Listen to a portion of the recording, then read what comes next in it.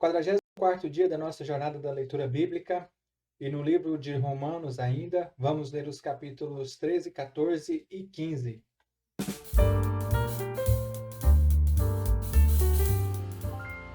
Na nossa leitura de hoje, nós vamos ver o apóstolo Paulo exortando a igreja, os cristãos, com relação às autoridades governamentais. E ele faz um alerta muito importante para nós, dizendo que nós somos devedores do amor. E com isso, ele nos chama a responsabilidade de vivermos em unidade com o próximo. Vamos então à nossa leitura. Todos devem sujeitar-se às autoridades governamentais, pois não há autoridade que não venha de Deus. As autoridades que existem foram por ele estabelecidas. Portanto, aquele que se rebela contra a autoridade está se colocando contra o que Deus instituiu, e aqueles que assim procedem trazem condenação para si mesmos. Pois os governantes não devem ser temidos, a não ser pelos que praticam o mal. Você quer viver livre do medo da autoridade? Pratique o bem, e ele o enaltecerá. Pois é serva de Deus para o seu bem. Mas se você praticar o mal, tenha medo, pois ela não porta a espada sem motivo.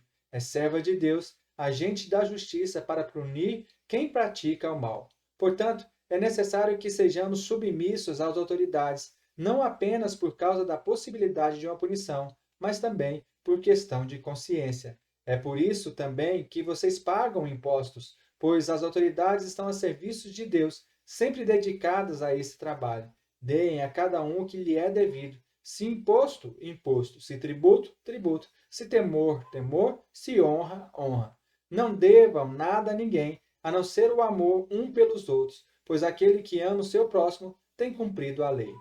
Pois estes mandamentos, não adulterarás, não matarás, não furtarás, não cobiçarás, e qualquer outro mandamento, todo se resume neste preceito: ama o seu próximo como a si mesmo. O amor não pratica o mal contra o próximo, portanto, o amor é cumprimento da lei. Façam isso compreendendo o tempo em que vivemos. Chegou a hora de vocês despertarem do sono, porque agora a nossa salvação está mais próxima do que quando cremos. A noite está quase acabando, o dia logo vem. Portanto, deixemos de lado as obras das trevas e vistamo-nos da armadura da luz.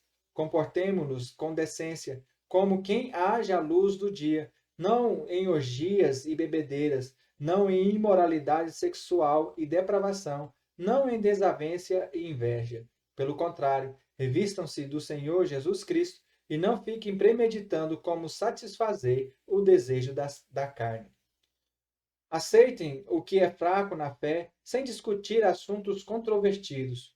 Um crê que pode comer de tudo, já outro, cuja fé é fraca, come apenas alimentos vegetais. Aquele que come de tudo não deve desprezar o que não come, e aquele que não come de tudo não deve condenar aquele que come, pois Deus o aceitou. Quem é você para julgar o servo alheio? É para o seu Senhor que ele está de pé, ou cai, e ficará de pé, pois o Senhor é capaz de o sustentar. Há quem considere um dia mais sagrado que o outro, há quem considere iguais todos os dias. Cada um deve estar plenamente convicto em sua própria mente. Aquele que considera um dia como especial, para o Senhor assim o faz. Aquele que come carne, come para o Senhor, pois dá graças a Deus. E aquele que se abstém, para o Senhor se abstém e dá graças a Deus. Pois nenhum de nós vive apenas para si, e nenhum de nós morre apenas para si. Se vivemos, vivemos para o Senhor, e se morremos, morremos para o Senhor. Assim, quer vivamos, quer morramos, pertencemos ao Senhor. Por essa razão, Cristo morreu e voltou a viver para ser Senhor de vivos e de mortos. Portanto, você, por que julga o seu irmão?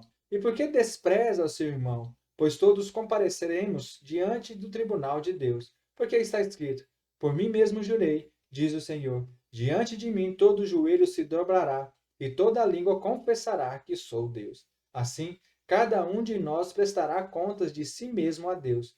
Portanto, deixemos de julgar uns aos outros. Em vez disso, façamos o propósito de não colocar pedra de tropeço ou obstáculos no caminho do irmão.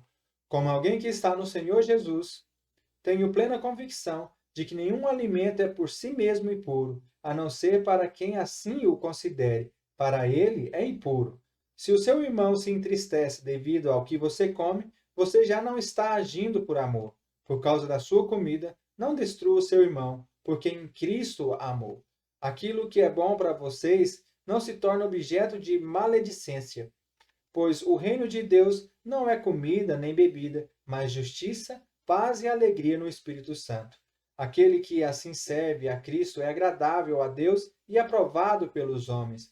Por isso, esforcemo-nos em promover tudo quanto conduz à paz e à edificação mútua. Não destrua a obra de Deus por causa da comida. Todo alimento é puro, mas é errado comer qualquer coisa que faça os outros tropeçarem. É melhor não comer carne, nem beber vinho, nem fazer qualquer outra coisa que leve o seu irmão a cair. Assim, seja qual for o seu modo de crer a respeito dessas coisas, que isso permaneça entre você e Deus. Feliz é o homem que não se condena naquilo que aprova.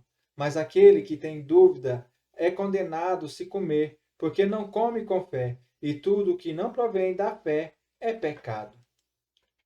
Nós, que somos fortes, devemos suportar as fraquezas dos fracos e não agradar a nós mesmos. Cada um de nós deve agradar ao seu próximo para o bem dele, a fim de edificá-lo. Pois também Cristo não agradou a si próximo, mas, como está escrito, os insultos daquele que te insultaram caíram sobre mim. Pois tudo que foi escrito no passado foi escrito para nos ensinar, de forma que, por meio da perseverança e do bom ânimo precedentes das Escrituras, mantenhamos a nossa esperança. O Deus que concede perseverança e ânimo, dê-lhes um espírito de unidade segundo Cristo Jesus, para que com um só coração e uma só boca vocês glorifiquem a Deus e Pai do nosso Senhor Jesus Cristo. Portanto, aceitem-se uns aos outros, da mesma forma como Cristo os aceitou, a fim de que vocês glorifiquem a Deus. Pois eu lhes digo que Cristo se tornou servo dos que são da circuncisão, por amor à verdade de Deus, para confirmar as promessas feitas aos patriarcas, a fim de que os gentios glorifiquem a Deus por sua misericórdia, como está escrito. Por isso eu te louvarei entre os gentios, cantarei louvores ao teu nome. E também diz: cantem de alegria, ó gentios, com o povo dele. E mais, louvem ao Senhor, todos vocês gentios, cantem louvores a ele todos os povos. Isaías também diz: brotará a raiz de Jessé, aquele que se levantará para reinar sobre os gentios. Estes colocarão nele a sua esperança. Que o Deus da esperança os encha de toda alegria e paz por sua confiança nele, para que vocês transbordem de esperança pelo poder do Espírito Santo. Meus irmãos, eu mesmo estou convencido de que vocês estão cheios de bondade e plenamente instruídos, sendo capazes de aconselhar-se uns aos outros.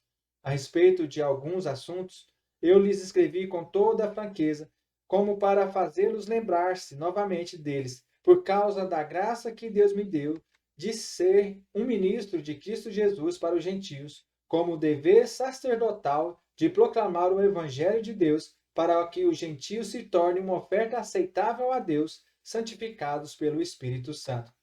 Portanto, eu me glorio em Cristo Jesus, em meu serviço a Deus. Não me atrevo a falar de nada, exceto daquilo que Cristo realizou por meu intermédio em palavra e em ação, a fim de levar os gentios a obedecerem a Deus. Pelo poder de sinais e maravilhas, e pelo meio do poder de Espírito de Deus. Assim, desde Jerusalém e arredores até Ilírico, proclamei plenamente o Evangelho de Cristo. Sempre fiz questão de pregar o Evangelho onde Cristo ainda não era conhecido, de forma que não estivesse edificando sobre o alicerce do outro, mas antes, como está escrito, aonde vê-lo aqueles que não tinham ouvido falar dele, e o entenderão aqueles que não o haviam escutado. É por isso que muitas vezes fui impedido de chegar até vocês. Mas agora, não havendo nessas questões nenhum lugar em que precise trabalhar, e visto que há muitos anos anseio vê-los, planejo fazê-los quanto for à Espanha. Espero visitá-los de passagem e dar-lhes a oportunidade de me ajudar em minha viagem para lá, depois de ter desfrutado um pouco da companhia de vocês. Agora, porém, estou de partida para Jerusalém, a serviço dos santos, pois a Macedônia e a Acaia tiveram a alegria de contribuir para os pobres dentre os santos de Jerusalém. Eles tiveram prazer nisso, e de fato são devedores a ele. pois se os gentios participaram das bênçãos espirituais dos judeus, devem também servir aos judeus como seus bens materiais. Assim, depois de completar essa tarefa e de ter a certeza de que eles receberam esse fruto, irei à Espanha e visitarei vocês de passagem. Sei que, quando for visitá-los, irei na plenitude da bênção de Cristo. Recomendo-lhes, irmãos, por nosso Senhor Jesus Cristo e pelo amor do Espírito, que se unam a mim em minha luta, orando a Deus em meu favor. Orem para que eu esteja livre dos descrentes da Judéia e que o meu serviço em Jerusalém seja aceitável aos santos, de forma que, pela vontade de Deus, eu os visite com alegria e, juntamente com vocês, desfrute de um período de refrigério. O Deus da paz seja com todos vocês. Amém. Aleluias, glória a Deus.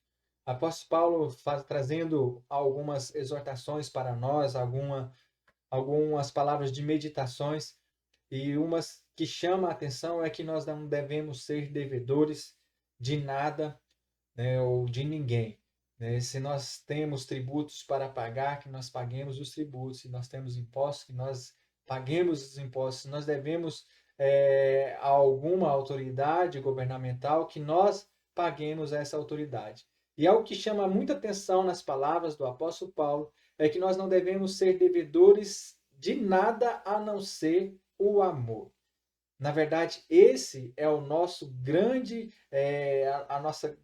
o nosso grande débito, o amor para com os demais. Que você possa amar assim como Cristo te amou. Que você possa transbordar de alegria em amar o seu próximo e viver unido a Ele. Que você tenha um ótimo dia e nos vemos amanhã, no nome santo de Jesus.